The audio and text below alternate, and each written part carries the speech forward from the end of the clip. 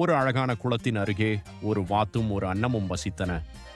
வாத்து எப்போதும் நகைச்சுவை உணர்வு மிக்கது, ஆனால் பொறுமை குறைவாக இருந்தது. அன்னம் மிக அமைதியானது, ஆனால் இதயத்தில் ஒரு தனிமை உணர்வு இருந்தது. அவர்களின் வாழ்க்கை இருவருக்கும் சந்தோஷமாக இருந்தது. ஆனால் ஒரு நாள் சில சிக்கல்கள் தோன்றின.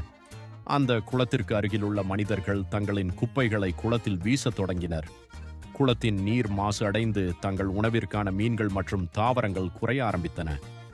வாத்து இதை பற்றி கடும் கோபமாக இருந்தது. ஆனால் என்ன செய்ய என்று தெரியாமல் அவள் குழப்பமடைந்தது. அன்னம் தன்னுடைய அமைதியுடன் இச்சிக்கலுக்கு தீர்வை காண முயற்சித்தது. முதல் இருவரும் இணைந்து மனிதர்களுடன் பேச முடிவு செய்தனர்.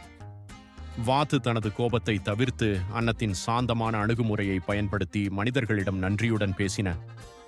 அவர்கள் குளம் எவ்வளவு முக்கியமோ அதன் அழகு மற்றும் சுற்றுச்சூழல் அதில் எப்படி பாதிக்கப்படுகின்றன என்பதையும் விளக்கினர்.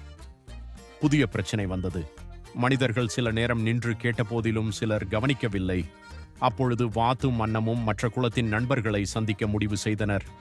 மீன்கள், எறும்புகள் மற்றும் பறவைகள் எல்லோரும் ஒரு சேர சுமூகமாக ஒரு திட்டத்தை உருவாக்கினர். குளத்தை பாதுகாக்க ஒவ்வொருவரும் தங்கள் பங்கை மேற்கொள்வதற்கு முன் வந்தனர்.